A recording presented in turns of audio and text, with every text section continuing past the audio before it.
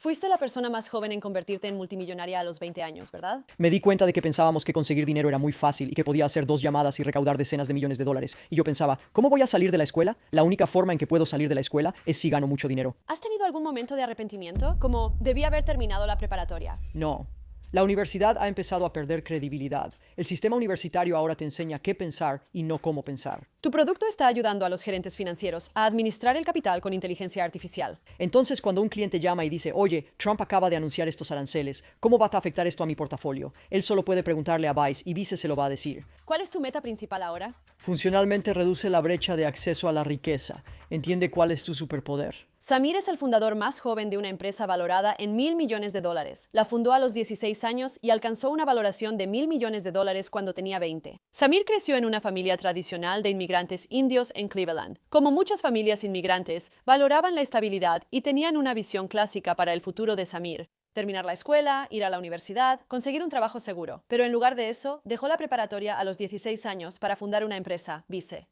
Ahora es un negocio de $1.000 millones y logró todo esto sin un título universitario. ¿Cómo es posible eso y qué podemos aprender del camino de Samir? Vamos a profundizar en la entrevista. Pero antes de empezar, déjenme hacerles esta pregunta. Quiero entenderlos mejor, quiero comprender sus problemas y qué es lo que están tratando de lograr. Déjenme saber en los comentarios de abajo desde dónde están viendo y cuál es su mayor objetivo en este momento, en qué están trabajando, qué están tratando de lograr y cómo puedo ayudarlos con estos podcasts. Estoy ansiosa por leer sus comentarios y me emociona construir esta comunidad de emprendedores aquí en Silicon Valley Girl. Samir, bienvenido al podcast. Muchas gracias por venir. Muchas gracias por invitarme. ¿Cuántos años tienes ahora? Tengo 24 años. ¿24? Me estoy haciendo viejo. Me empiezan a doler las rodillas. Está bien, no voy a comentar sobre mi edad. Pero te convertiste en fundadora de una empresa de $1.000 millones a los 20 años. Así que fuiste la persona más joven en volverse multimillonaria a los 20, ¿verdad? No era multimillonario. Pero el valor de $1.000 millones. Sí. Sí, puedes, ya sabes, los medios. Entiendo. ¿Puedes contarme sobre tu infancia? Porque tus padres son inmigrantes de la India, y siento que crecer en una familia inmigrante realmente contribuye al éxito de las personas. ¿Cómo fue crecer para ti? ¿Tus padres te presionaban para seguir una educación tradicional? ¿El dinero era un problema? Sí, mis padres vinieron de la India a los Estados Unidos. Por suerte, llegaron cuando eran un poco más jóvenes, a diferencia de los padres de mi cofundador, que llegaron, yo digo, como si hubieran llegado el año pasado. Ellos sí que estaban recién llegados, pero tenían muchos de esos valores tradicionales indios, ya sabes. Así que ir a la escuela, hacer un doctorado, convertirse en doctor o ingeniero, por más que sea un estereotipo, es verdad. Realmente me presionaron mucho mientras crecía para que fuera doctor, y simplemente no quería hacer eso. O sea, siempre me encantó construir cosas. Así que desde muy pequeño, sabes, lo primero que me atrapó fue un set de Lego, y empecé a jugar con Legos, y pensé, me gusta construir cosas. Entonces, ¿cómo puedo expresar mi necesidad de construir cosas? Y sabes, eventualmente descubrí el emprendimiento, pero era un camino y un territorio tan desconocido para cualquiera, ya sabes, en la comunidad india, que de alguna manera lo rechazaron. Y es interesante porque había como una especie de aversión al riesgo. Así que la idea de, ya sabes, gastar dinero de manera frívola, tomar riesgos, saltarse la universidad, era un concepto completamente ajeno para ellos. Y durante mucho tiempo intentaron encaminarme hacia que tenía que tomar el camino tradicional, que tenía que seguirlo, pero yo me rebelé contra eso desde una edad muy temprana. Y por un tiempo estaba algo confundido hasta que descubrí el camino emprendedor. Y pensé, desde una perspectiva de primeros principios, como, ok, ¿en qué me ayudaría la universidad? ¿En qué me ayudaría el camino tradicional si quiero iniciar un gran negocio y tener mucho éxito en ese aspecto? Y realmente no podía pensar en nada más que en la red de contactos. Así que traté de entender si podía construir una red de contactos por mi cuenta, sin ir a la universidad, incluso antes de que uno fuera a la universidad, y si podía hacerlo enviando correos en frío, entonces ya sabes, eliminaría cualquier necesidad de tener que ir a la universidad. Entonces, ¿Cuándo entendiste esto, que no ibas a ir a la universidad? empecé a decirlo al final de séptimo grado, octavo grado. Así que ya lo estaba pensando, ya sabes, en sexto grado, pero al final de séptimo o octavo grado ya sabía que no iba a hacerlo, que no iba a ir. Y recuerdo que la historia era que había esta, ya sabes, sociedad de honor. Y al final de la escuela, ya sabes, les dan premios a todos los niños por quienes obtuvieron primeros honores y segundos honores.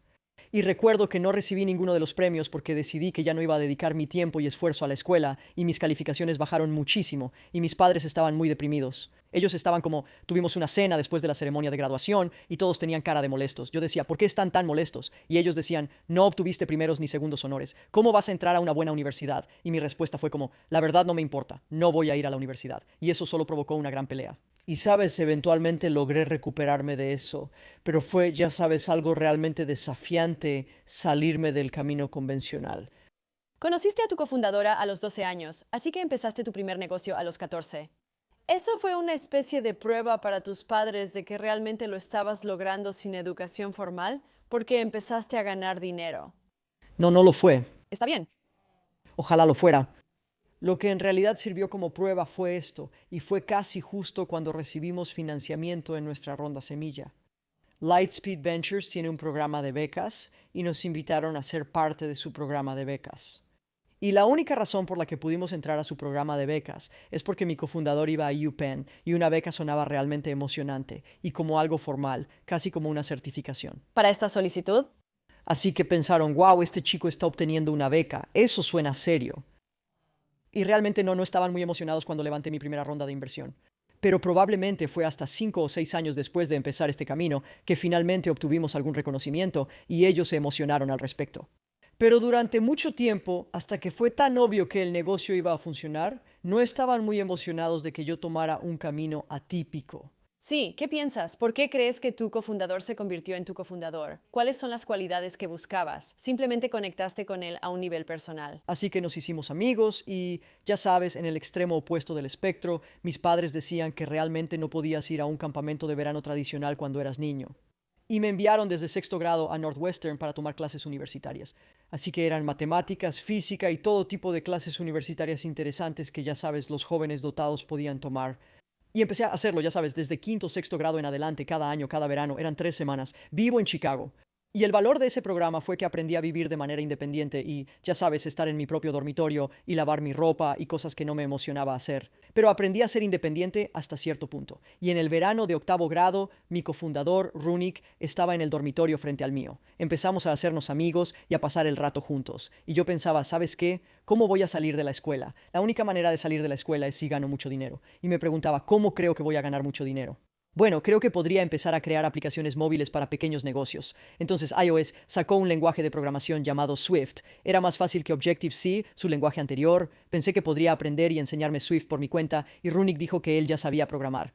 La verdad era que él no era un programador increíble, pero dijo que después de que terminara el curso, podíamos crear aplicaciones juntos. Así que fue más por necesidad que por otra cosa. Pero lo interesante era que él ya tenía un camino. Era mucho más tradicional que yo. Así que él tomaba clases de matemáticas los sábados y ya sabes, la escuela era lo más importante en su vida.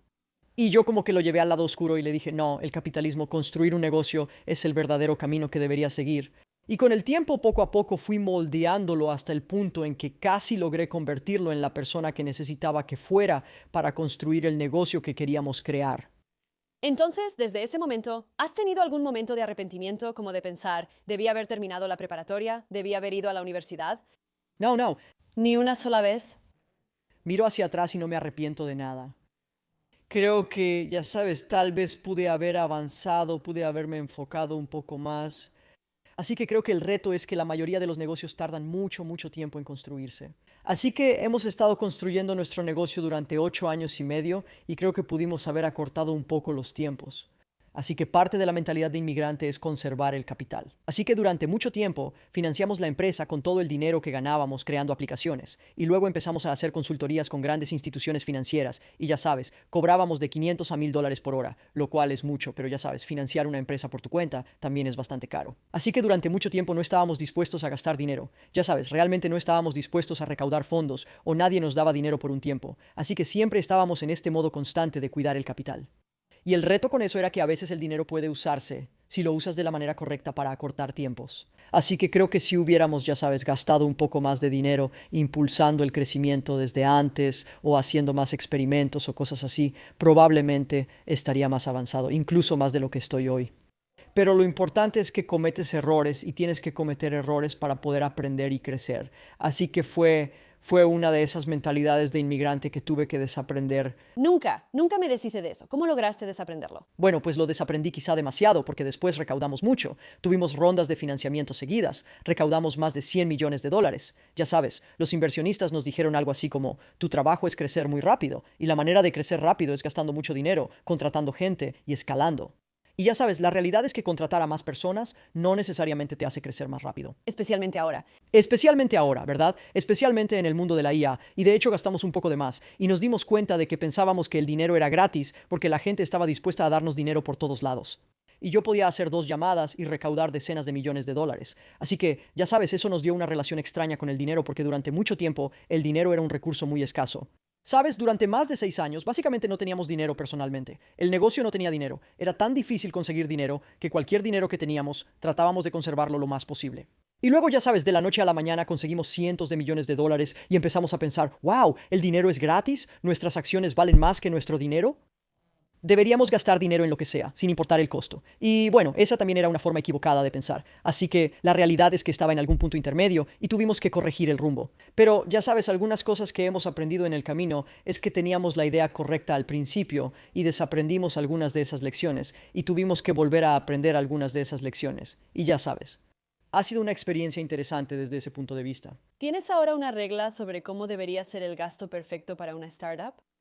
No hay un gasto perfecto, pero la manera sencilla de pensarlo es que debes encontrar a esas pocas personas clave. Normalmente las personas son la razón por la que vas a tener éxito. Tu equipo es la razón por la que vas a ganar. Así que trabaja extra duro en el proceso de entrevistas, en el proceso de diligencia, de encontrar y en el proceso de búsqueda, para encontrar a las pocas personas correctas que crees que van a marcar una gran diferencia y entiende cómo compensarlas, cómo alinear tus incentivos con los de ellas. Así que van a trabajar igual de duro y van a estar igual de emocionados que tú. Y creo que vale la pena hacer esa inversión, ya sea en efectivo o con acciones. Y luego entiende cuáles son las pocas áreas en las que es importante gastar dinero. Así que, por ejemplo, si eres una empresa presencial y trabajas en la oficina, tener una buena oficina es muy importante porque vas a pasar mucho tiempo ahí. Así que eso es algo que realmente es importante y en lo que deberías gastar mucho dinero. O si sabes que las ventas son un aspecto clave de tu negocio y impulsarlas es probablemente algo en lo que deberías invertir. Pero no puedes invertir en cada área, de lo contrario te vas a quedar sin dinero. Tienes que entender cuáles son las pocas cosas que realmente son importantes para ti y luego cómo puedes invertir en esas áreas. Y luego, cómo puedes dar seguimiento de manera constante y entender cuáles son tus métricas de éxito. Así que piensa en casi todo como un experimento. Si estás haciendo un experimento, como por ejemplo una campaña publicitaria, en vez de gastar mucho dinero en muchas campañas diferentes, haz una campaña pequeña. Y si funciona, entonces pon un poco más de dinero y luego un poco más. Piensa en esto de manera iterativa, en lugar de tomar una gran cantidad de dinero y simplemente lanzarla a algo. ¿Puedes definir qué es una buena contratación? Porque mencionaste identificar a esa persona. ¿Eso es a través de la experiencia? ¿Es como que empiezas a trabajar con ellos o ya sabes exactamente lo que buscas cuando empiezas a buscar a una persona? Entonces, muchas veces tengo 2 marcos para esto. El primero es que existe esta idea de habilidades, conocimientos y cualidades, o sea, HCQ. La mayoría de las personas sobrevaloran y se enfocan demasiado en las habilidades y los conocimientos. Y se olvidan de esas cosas y las reemplazan por habilidades y cualidades o habilidades y conocimientos. Así que creo que realmente entender las cualidades de una persona, quiénes son como persona, cómo es una persona integral, cuáles son las dificultades que han tenido que superar en la vida y cómo atravesaron esas dificultades. Porque las habilidades y el conocimiento, si tienes las cualidades correctas, se pueden aprender. Así que creo que eso es algo realmente importante. Es como quién es la persona, cuáles son sus cualidades. Me gusta. Creo que el otro aspecto es como esta idea de cómo, o sea, ¿cómo crees que esa persona va a encajar en tu cultura? ¿Te llevas bien con ella? ¿Ellos creen en la organización en general? ¿Sientes que tienes, ya sabes, una conexión personal cercana con esa persona? Vas a estar realmente comprometido. Vas a estar muy involucrado con esa persona. Así que es muy importante que se lleven bien y que se caigan bien. Y yo diría que lo último es que uno de nuestros inversionistas, de los primeros, es un tipo llamado Keith Rabois, y él tiene esta idea de barriles y municiones. Entonces hay barriles y los barriles son el tipo de personas que pueden llevar un proyecto de principio a fin. Puedes darles directrices generales y ellos simplemente pueden encargarse de todo, ¿verdad? Y necesitas estos barriles en tu empresa para poder hacer avanzar la compañía. Necesitas personas en las que puedas confiar y decir, voy a dejar que tú manejes el marketing y vas a poder resolverlo con algunas indicaciones generales. O voy a, ya sabes, darte un problema vago. Sabes, necesitas trabajar en impulsar la adopción entre nuestros clientes actuales y ellos pueden resolverlo. En cambio, la munición son personas que, si les das una tarea muy específica y muy dirigida y les dices que hagan esto en particular, podrán hacerlo. Pero si les das un problema vago o complejo, no van a poder resolverlo por sí mismos. Y no todos van a ser barriles. Solo entre el 10 y el 20% de tu equipo serán estos barriles. Pero necesitas encontrar esos barriles. Me encanta. ¿Ha cambiado tu proceso de contratación con la inteligencia artificial? ¿Sigues contratando activamente o crees que se va a desacelerar? Sí, estamos contratando, pero estamos contratando.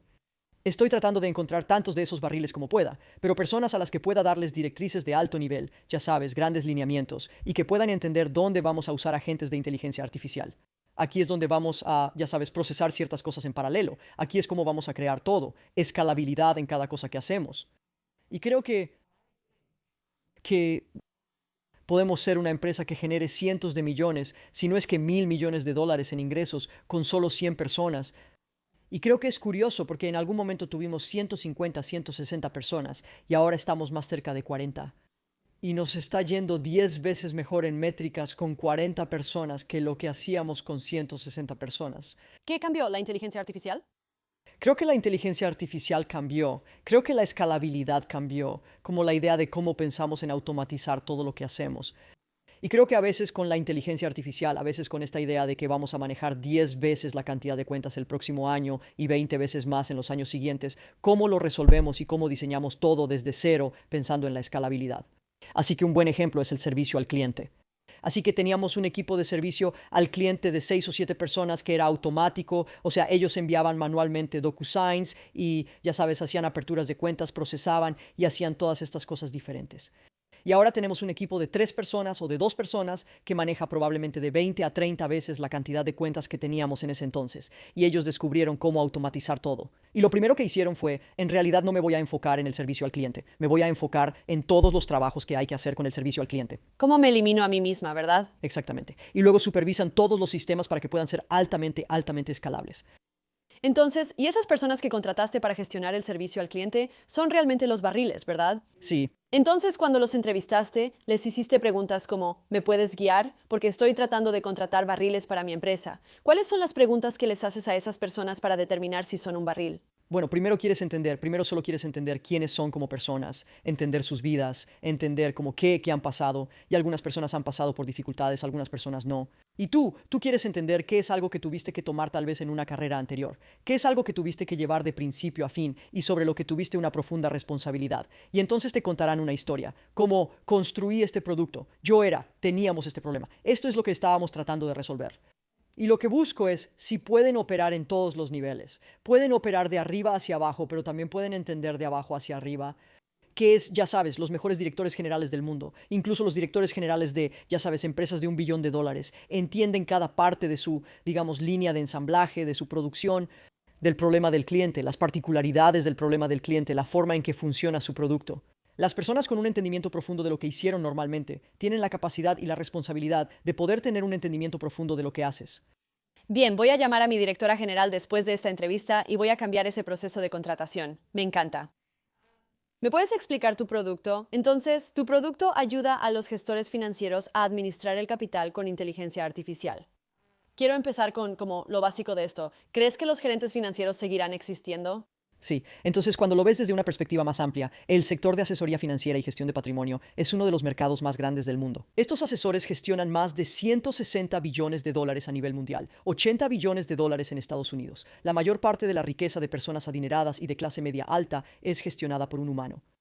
Y la razón por la que teníamos una perspectiva única es porque yo crecí en el Medio Oeste. Yo crecí en Cleveland. Mi cofundador creció en Detroit.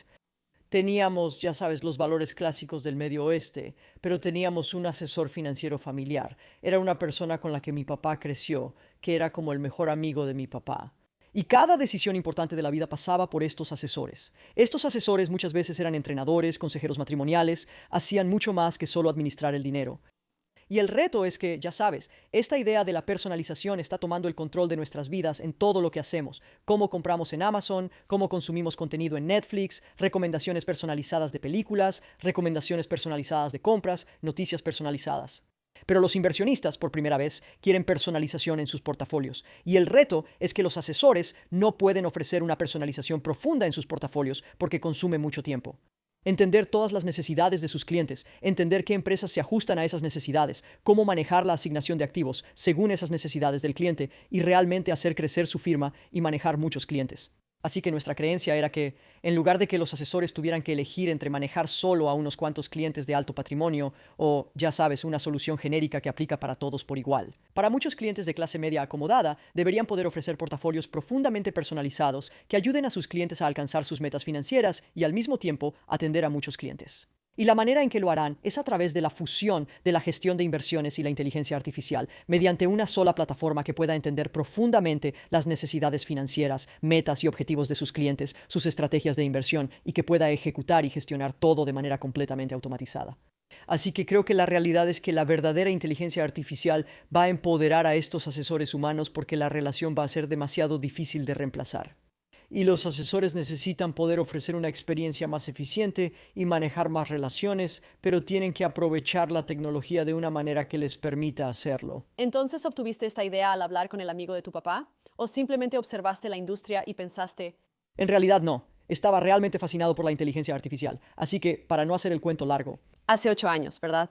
hace 8 años, así que para no hacer el cuento largo, habíamos estado creando aplicaciones para estos pequeños negocios y pensábamos que cada pequeño negocio debería tener una aplicación. ¿Y si usamos inteligencia artificial para automatizar el desarrollo de aplicaciones? ¿Y si ponemos todo este código reciclado que hemos estado desarrollando en una red neuronal y pudieras escribir tu idea de aplicación y te generara una app? Así que estábamos un poco adelantados a nuestro tiempo en ese sentido. Pero como estábamos adelantados a nuestro tiempo, no entendíamos del todo cómo funcionaba la tecnología. Era un problema técnico demasiado difícil. La realidad es que tal vez debimos haber insistido. Pudimos haber construido un negocio abierto como OpenAI. Pero ya sabes, a veces se pierde la oportunidad. Pero uno de nuestros asesores en ese momento nos dijo, ustedes saben mucho sobre IA y aprendizaje automático. Deberían empezar a asesorar a estas instituciones de inversión en estas redes de consultoría de expertos. Así que empezamos a asesorar en, ya sabes, Gerson Lehrman Group y Coleman Research, y estas redes de consultoría de expertos nos conectaban con ellos. Grandes bancos de inversión, Mass Mutual, RBC Royal, Deutsche Asset Management, y les enseñábamos cómo funcionaba la inteligencia artificial. Y uno de esos proyectos fue con Mass Mutual, y ellos dijeron, tenemos a todos estos asesores financieros, son muy buenos para manejar relaciones con clientes, pero no son las mejores personas para administrar dinero. ¿Hay alguna manera en que podamos usar la inteligencia artificial para de alguna forma potenciar a estos asesores? ¿Hay alguna manera en que podamos usarlos para que puedan aprovechar, apoyarse en nuestros recursos de inversión y que la inteligencia artificial recomiende consejos y los asesores puedan entregar ese consejo? Y pensamos, wow, esta es una idea súper interesante. ¿Y qué tal si, y el mercado suena realmente interesante, qué tal si construimos inteligencia artificial y la vendemos a, ya sabes, grandes bancos y compañías de seguros y grandes instituciones de gestión de patrimonio? Así que Jaime Dimon estaba hablando en la semana de Startups de Detroit y le dije a mi cofundador, tienes que acercarte a él en el escenario y presentarle Vice. Y en ese momento en realidad se llamaba FSI, Inteligencia Artificial para Servicios Financieros, y ver qué opina él. Y lo hizo. Y Jaime dijo, mira, JP Morgan tiene muchos científicos de datos. No creo que esto sea muy interesante para nosotros, pero muchos de nuestros competidores tienen asesores que se van y se vuelven independientes. Ustedes pueden ayudar a los asesores independientes. Y nosotros, ya sabes, todos los días después de la escuela, yo llamaba en frío a asesores independientes. Cómo piensan, cómo toman decisiones. Y billones de dólares al año estaban saliendo de las grandes instituciones y yéndose a la independencia. Y la gente estaba empezando estas pequeñas firmas de asesoría financiera. Y pensamos, wow, podríamos impulsar estas firmas. Y así fue como empezamos por primera vez. ¿Cuántos no has escuchado cuando les llamabas? Quiero decir, recibimos una cantidad increíble de no, pero recibimos más no de la gente a la que intentamos reclutar y de la gente a la que intentamos, ya sabes, presentar para que nos dieran capital. Mucho de lo que nos mantenía en marcha era hablar con estos asesores cuando podíamos conseguir que nos contestaran el teléfono. Y ya sabes, ellos, hablando sobre lo interesante que podría ser esta idea y lo transformadora que podría ser para ellos y sus vidas. Y entender el problema y ver que esta es la dirección a la que va la industria. Así que el único aspecto en el que no recibimos negativas fue en la percepción de los clientes, y por eso seguimos adelante. Eso era el combustible. Cada vez que hablaba con un cliente, eso era el combustible que recargaba el tanque. Así que seguía adelante y seguía avanzando porque, ya sabes, recibí muchísimos más rechazos en muchas otras áreas. Pero el único aspecto en el que encontré éxito fue, ya sabes, aprendiendo a hablar con mis clientes. Y eso fue súper importante para poder seguir avanzando. Eso es increíble. También puedes hablar sobre la inteligencia artificial en sí. Cualquiera puede usarla. Quizá algunos consejos para construir un portafolio en esta época, o simplemente puedes subir tu portafolio y la inteligencia artificial te dirá qué hacer. Sí, así que básicamente puedes subir tu portafolio y entenderemos tus metas financieras. Vamos a entender quién eres como una persona integral y qué tipo de portafolio deberías tener y qué asignación de activos se adapta a ti, y luego entender cómo personalizar ese portafolio y los matices individuales. ¿Va a hacer un rebalanceo? Hará el rebalanceo. Rebalanceo de ensalada. Gestión fiscal. Así que todos los días buscaremos oportunidades de cosecha de pérdidas fiscales. Entonces, cuando un cliente llama y dice, oye, Trump acaba de anunciar estos aranceles, estoy preocupado. ¿Cómo va a afectar esto a mi portafolio? El asesor, en lugar de tener que entender en qué estaba invertido el cliente y cómo funcionaban los aranceles de Trump y, ya sabes, cómo pudo haber sido afectado su portafolio, simplemente puede preguntarle a Vice y Vice le va a decir, así es como los aranceles de Trump impactaron tus portafolios. Realmente afectó a las compañías navieras y esas compañías navieras solo representan el 3% de tu portafolio. Y de hecho reajustamos tu portafolio para salir de las compañías navieras y, ya sabes, tus posiciones en tecnología no se vieron tan afectadas, sigues cumpliendo tus objetivos de portafolio y vas a estar bien. Y el asesor puede preguntarle a Vice y nosotros le responderemos muy rápido para que pueda, ya sabes, generar más confianza con el cliente y responder esas preguntas de manera táctica y manejarlas en tiempo real, además de ser proactivo en áreas en las que antes no podía haber escalado ni haber sido proactivo. Es interesante. Hablas de esto como una asesora financiera. Entiendes el mercado. ¿Cómo aprendiste el arte de invertir sin un título universitario y sin ir a la preparatoria? Así que pasé mucho tiempo leyendo, pasé una cantidad increíble de tiempo leyendo, pasé una cantidad increíble de tiempo viendo videos en YouTube. Tuve suerte de crecer viendo videos en YouTube, algunos tuyos de hecho, y solo tratando de entender cómo funcionan los mercados. ¿Cómo piensan los asesores? O sea, todos esos contextos históricos interesantes de la industria, cómo ha evolucionado la industria. Pero la forma más importante en la que aprendí y la manera en la que mejor aprendí fue simplemente hablando con la gente, aprendiendo de todos estos diferentes asesores, viéndolos trabajar. La manera más interesante de aprender realmente de alguien no es solo hablar con esa persona, sino seguirla, observarla. Así que en realidad hago esto con las nuevas contrataciones. En lugar de solo tratar de enseñarles cosas, simplemente les pido que me sigan y me acompañen durante un mes, o que acompañen a mi cofundador durante un mes, o que acompañen a otras personas del equipo. Porque aprenderás observando y captarás nuevas ideas o aprendizajes. Y ya sabes, cosas que tal vez alguien no pensó en enseñarte. Pero lo verás y te darás cuenta de todas formas. Así que creo que los libros, YouTube y hablar con personas es la manera principal. ¿Has recibido alguna reacción negativa de la industria como, oye, no tienes un título formal, ¿por qué estás construyendo esto para asesores financieros? Así que por un tiempo realmente tenía mucho miedo de, ya sabes, mi edad. Básicamente les mentía a las personas y no les decía mi edad. Ni siquiera eras... Como que apagaba mi cámara, intentaba evitar la conversación lo más posible. Creo que hasta que cumplí 20 años y habíamos recaudado mucho capital, no me metía mucho en eso. Ya cuando tenía como 20 años empecé a hablar más de eso, y a la gente le empezamos a caer mejor porque éramos jóvenes, pero durante mucho tiempo tuve mucho miedo. Pero creo que el gran avance fue darme cuenta de que no importa. Tus credenciales, tu estatus como resultado de esas credenciales realmente no importa. Lo que importa es cómo sabes, cuántos detalles, cuánta profundidad, cuánta comprensión tienes. Puedes hablar sobre una industria, un conjunto de problemas y posibles soluciones para eso, y si lo haces vas a construir mucha credibilidad como resultado. Así que solo traté de entender cómo puedo saber más que cualquier otra persona en esta industria y tener una perspectiva diferenciada. Y voy a construir credibilidad como resultado, y eso funcionó.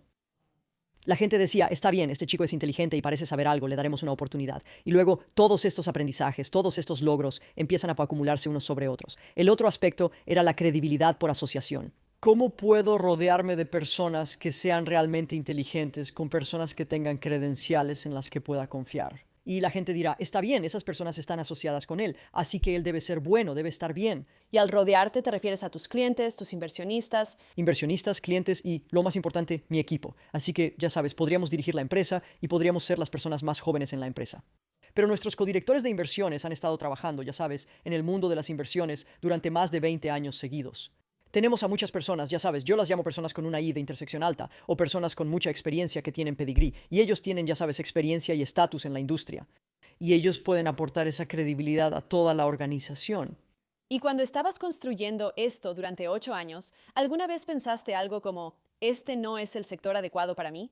Hay tantas cosas pasando, como mencionaste, construir un OpenAI abierto, otro. He querido renunciar al menos 15 veces, de verdad. Esto es muy difícil. Tuve una mala llamada con un cliente, algún problema con un inversionista. Como que varios miembros de mi equipo renunciaron, la plataforma se cayó. Y yo llegaba a casa súper deprimido, ponía la cabeza en la almohada y solo deseaba, rogaba que pudiera renunciar. Pero la realidad es que cualquier negocio es muy difícil. Te vas a sentir así con cualquier negocio. Simplemente es difícil hasta que deja de serlo y solo tienes que seguir adelante. Y yo, ¿Cuándo fue la última vez que sentiste que te sentiste así? quizá como hace una semana, ¿Está bien? ¿Todavía sigue pasando? esto todavía es así. Normalmente se va bastante rápido ahora. Pero creo que el reto es que toma mucho tiempo construir estos negocios. Y si realmente quieres ser disruptivo como todos, ya sabes, si fuera fácil, todos lo harían. Y como tu verdadera fortaleza está en tu resiliencia, en tu capacidad de aguantar y seguir aprendiendo, iterando y creciendo donde nadie más lo hará. Y creo que muy pocas personas están dispuestas a hacerlo, muy pocas personas piensan a largo plazo. Así que creo que lo más importante es que tengas una visión para ti mismo, una visión para tu negocio y cómo vas a encajar en él, y cómo tu empresa encajará en la visión de tu industria. Y estás dispuesto a ser terco con esa visión, y en la mayoría de los casos puedes cambiarla en los detalles. Pero si tienes una visión, vas a seguir adelante con esa visión. Si no la tienes y solo estás tratando de ganar dinero o solo estás tratando de hacerte rico rápidamente, o ya sabes, construir algo que atraiga la atención muy rápido. No vas a aguantar cuando las cosas se pongan difíciles porque no tienes una visión. Entonces, ¿cuál es la frase que te dices a ti misma? ¿La que sigues repitiéndote cuando sientes ganas de rendirte? Yo regreso a dos cosas. Regreso a una como, creo que es como mi destino tener éxito en esto. Como que es muy raro poder construir un negocio cuando eres, ya sabes, un adolescente y mantenerlo hasta hoy, con la misma visión fundamental, el mismo negocio fundamental. Y luego creo que es esta idea de cómo el mundo se va a ver diferente con nosotros en él. Creo que el administrador de activos más grande del mundo debería ser una plataforma tecnológica que pueda ofrecer portafolios verdaderamente personalizados en todas las clases de activos, todo en un solo lugar. Eso en la práctica democratiza la riqueza, en la práctica reduce la brecha de acceso a la riqueza que permite. Sabes, el mismo consejo que los ultrarricos recibían ahora puede estar disponible para todos y darles ventaja, ayudándolos a alcanzar sus metas financieras y a triunfar. Y creo que, sabes, esa visión, esa misión realmente me inspira y siempre me ha inspirado. Y mientras recuerde cuál es la visión general, cuál es el objetivo, cuál es el destino al que me dirijo, sabes, los obstáculos en el camino se irán resolviendo. ¿Puedes dar algún consejo a alguien que tiene 17 o 18 años y está decidiendo si debe ir a la universidad o no? Y también se dan cuenta de que la universidad te da una red de contactos, pero también esta credibilidad. Creo que la universidad ha empezado a perder un poco su credibilidad. Y creo que el sistema universitario ahora te enseña qué pensar y no cómo pensar. Y muchos estudiantes que están saliendo de la universidad ahora se están dando cuenta de que desperdiciaron mucho tiempo ahí y realmente no aprendieron tanto como pudieron haber aprendido. Así que yo diría que la mejor manera de crecer es encontrar a alguien que creas que es realmente impresionante y como quien te gustaría ser en 5 o 10 años. Sigue a esa persona, aprende de esa persona, y la manera en que esa persona te tomará en serio es si haces el trabajo, aprendes sobre su negocio o aprendes sobre su trabajo. Consigue presentaciones, consigue que alguien te presente de manera cálida a esa persona o envía un correo frío pero muy bien pensado y realmente demuéstrale a esa persona, voy a dar más de lo que se espera por ti, y te esfuerzas y así. Te tomarán en serio y entonces obtendrás credibilidad como resultado, y esas cosas se irán acumulando una y otra vez, y cuando estés listo para hacer lo tuyo, empezarás a construir tu propia red de contactos. Empezarás a tener un poco de experiencia y eso te ayudará a seguir adelante. Y luego realmente diría que es importante pensar a largo plazo, como quién quieres ser en un periodo de 10 años, en un periodo de 15 años. Como yo tenía una idea cuando tenía 15 años, había escrito una lista de cosas, cómo quería que fuera mi vida cuando tuviera 20. Y había logrado cada cosa en esa lista, excepto conseguir un perro. Eso estaba en mi lista y no tengo un perro.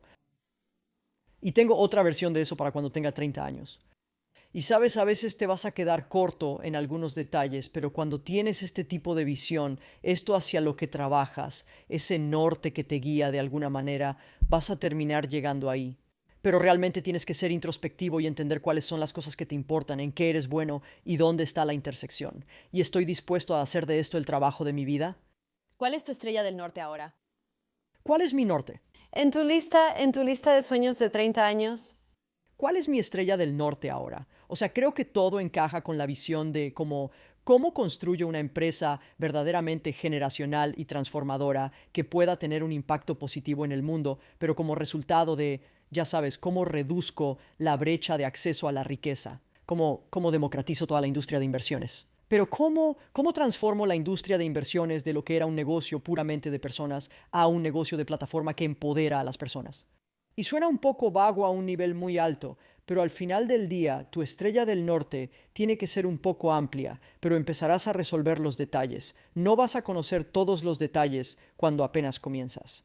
Empezarás a resolver los detalles y la imagen se irá aclarando. Las piezas del rompecabezas irán encajando con el tiempo. ¿Cuál sería tu consejo para todos los que están invirtiendo hoy en día, como alguien que está profundamente involucrada en la industria, especialmente en el clima económico actual con los aranceles? ¿Te gusta invertir en acciones, en empresas privadas o en todo lo anterior? En general, ¿qué deberíamos hacer con nuestro dinero? Entonces, Si lo subo como la pregunta, a mi gran charla TED llamada ¿Dónde están los multimillonarios desaparecidos y por qué debería importarte? Y la razón por la que me gusta tanto esta charla TED es porque comienza con esta historia de que en los años 1900 había 4.000 millonarios. Así que no eran tantos como los que hay hoy, pero había 4.000 personas con $1 millón o más. Y si hubieras visto, y todos esos 4.000 personas simplemente hubieran invertido su dinero en el mercado de valores de Estados Unidos durante, ya sabes, un periodo de 100 años, y hubieran tenido hijos con las tasas de natalidad estándar, pagado impuestos a las tasas estándar y gastado a las tasas estándar. Debería haber, basándonos en sus descendientes hoy en día, 125.000 multimillonarios. Pero no los hay. Hay como 3.000 multimillonarios. Así que la pregunta es, ¿dónde están todos los multimillonarios que faltan? Y todo es un subproducto de que nosotros, como humanos, somos realmente malos tomando decisiones financieras. Tomamos decisiones a corto plazo, tratamos de perseguir lo que está de moda, intentamos, ya sabes, no necesariamente podemos pensar en el interés compuesto a largo plazo. Y lo correcto que debes hacer con tu dinero es, si te importa multiplicarlo y dejar dinero para tus hijos y los hijos de tus hijos, y ya sabes, crear una verdadera riqueza generacional, lo correcto que debes hacer con tu dinero es invertir en el mercado de valores de Estados Unidos o en un índice amplio, reajustar ese índice un par de veces al año, considerar los impuestos y las comisiones e intentar optimizar tomando en cuenta los impuestos y las comisiones y simplemente seguir aportando. Y habrá altibajos y volatilidad. Pero a lo largo de mucho tiempo, ese índice subirá entre 8 y 10%. Y si lo reinviertes cada año, y si lo reinviertes año tras año tras año, tendrás y sigues aportando, tendrás una suma significativa de dinero para cuando estés listo para retirarte, cuando necesites el capital o cuando quieras dejarlo en herencia.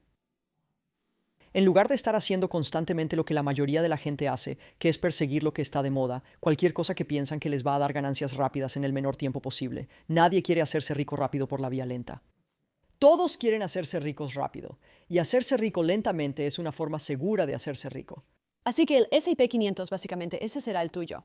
Sí, podría ser el S&P 500, podría ser una combinación del S&P 500 y tal vez creas en los mercados emergentes. Puedes crear tu propio índice basado en lo que te importa. Pero la clave es que quieres obtener el valor de la diversificación a través de los índices que consideres, ya sabes, interesantes. Y creo que puedes hacer algunas apuestas específicas. Tal vez realmente creas en la inteligencia artificial y le des más peso a las empresas de IA, o realmente creas en, ya sabes, telecomunicaciones o el espacio. Como yo creo en el espacio, creo que SpaceX es una gran empresa. Creo que la industria espacial va a ser una industria enorme, así que le doy un poco más de peso a esa parte de mi portafolio. Así que puedes tomar algunas, llamémoslas apuestas activas en tu índice, porque eso hará que la vida sea un poco más interesante.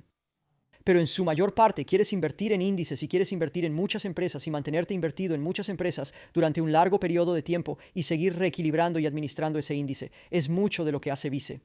Creo que algunas personas tienen la necesidad insaciable de perseguir ganancias a corto plazo y de ir tras lo que está de moda, ya sea la inteligencia artificial, las monedas meme o cualquier cosa que sea emocionante en este momento.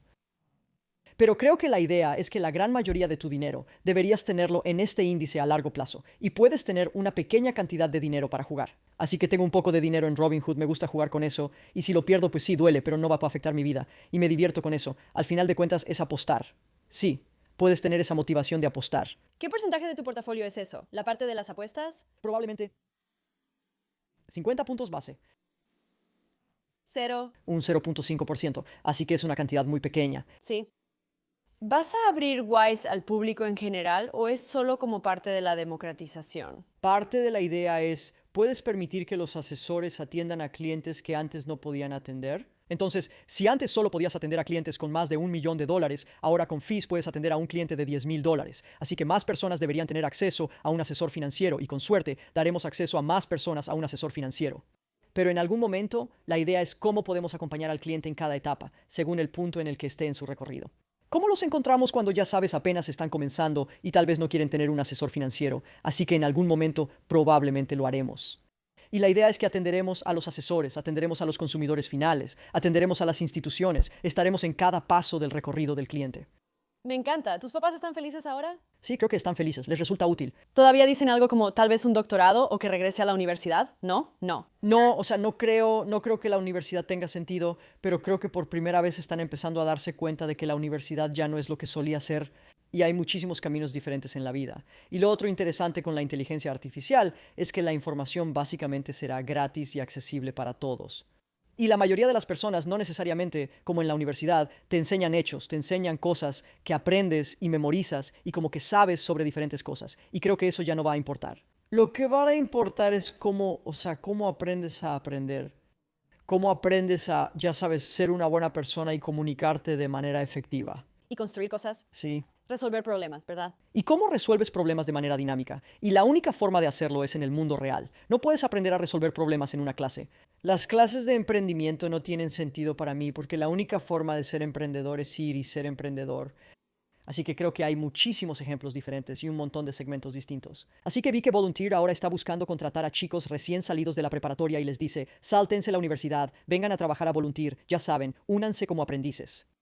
Y creo que van a haber varias empresas que van a empezar a hacer eso. Como vamos a encontrar a los mejores y más brillantes estudiantes de preparatoria y hagamos que se salten la universidad, que nos acompañen y aprendan más en el trabajo en un periodo de 3 o 4 años, exponencialmente más de lo que habrían aprendido en la universidad. Entonces, ¿crees que todavía habrá espacio para la universidad en 10 años? ¿Hay algún tipo de personas que se beneficiarían de eso? No creo que mandaría a mis hijos a la universidad. O sea, si realmente quieren, genial. Creo que es una gran manera de ser independiente. Pero creo que si tienes un trabajo y, ya sabes, vives con tus amigos, creo que esa también es otra forma de ser independiente. Así que creo que hay otras maneras de obtener los mismos beneficios que habrías obtenido en la universidad, pero en el mundo real. Realmente no sé si creo que hay una gran cantidad de beneficios en ir a una universidad que no sea de las mejores si lo que buscas es iniciar una empresa. Si quieres ser doctor o abogado, de alguna manera tienes que ir a la universidad y ese es el camino. ¿Pero crees que la inteligencia artificial también va a eliminar eso para esas profesiones? Tal vez. Creo que va a cambiar el estándar, va a cambiar cómo se enseña a las personas. Sí. Pero si quieres ser emprendedor, si quieres iniciar una empresa, creo que simplemente iniciar una empresa es la mejor manera de hacerlo. Y luego volver a construir una empresa. Sí, exactamente. Qué interesante, porque yo vengo de este trasfondo, ya sabes, licenciatura, maestría, estudiar en el extranjero, pero entiendo perfectamente el punto de lo que estás diciendo.